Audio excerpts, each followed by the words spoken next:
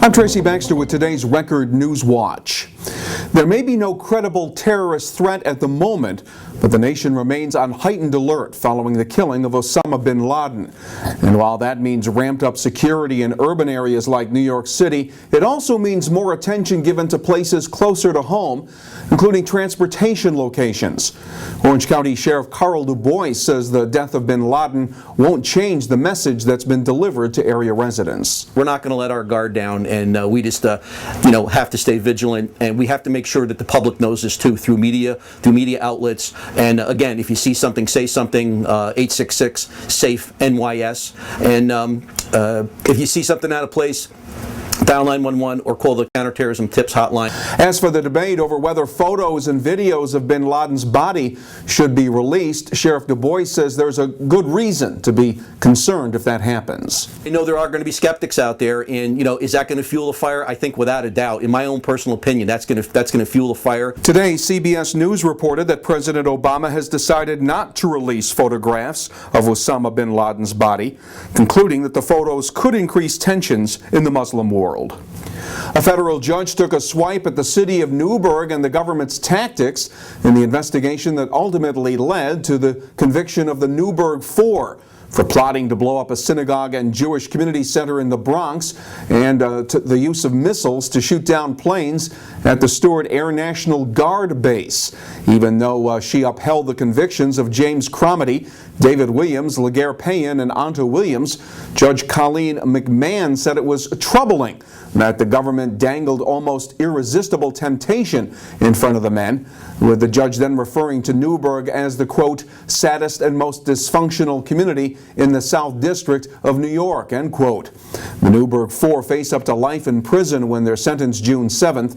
Read the reaction to the judge's comments in tomorrow's Times-Herald Record. Elsewhere today, state police have charged a Pine Bush man with first-degree rape for an alleged incident involving an 18-year-old female. 19-year-old Peter Gaeta is accused of sexually assaulting the young woman following a party at his home in the town of Shungum. Police say the victim was incapable of consent due to the use of alcohol. Well, saying he's prepared to hit the ground running, Jason West will be headed back to the mayor's office in the village of New Paltz following last night's election victory. West was the top vote getter among 4 candidates, defeating the second-place finisher, village trustee Gene Gallucci, by 67 votes. West served as New Paltz mayor from 2003 to 2007, and his prior service was highlighted by his controversial decision to perform same-sex marriage ceremonies, which would prove to be non-binding. After last night's victory, West said he'll concentrate on the primary needs of the village this time around.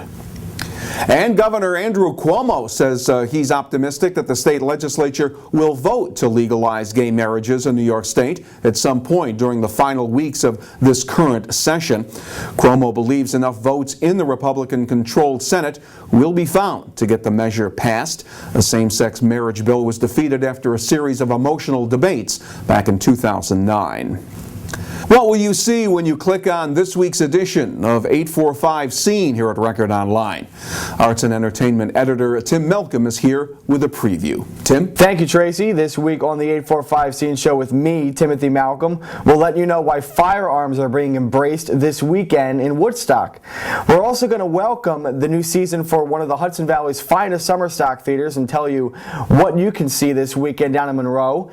And finally, it's a big weekend at Sullivan County Community College. We're going to speak with Scott Healy of the Media Arts Center over there and letting you know about the Fisher Film Festival that's happening this weekend there. All that and plenty more on this week's 845 Scene show. Check it out tomorrow on 845 Scene. Back to you, Tracy. Thanks, Tim. State police have arrested this town of Wallkill man for stealing a backhoe from a construction site. 44-year-old Klaus Dietrich is being held without bail on the felony charge of criminal possession of stolen property. Police had gotten a tip that Dietrich had in the backyard of his Brown Road home the backhoe that had been reported stolen from a park and ride construction site on Baker Road in the town of Wallkill back on March 19th.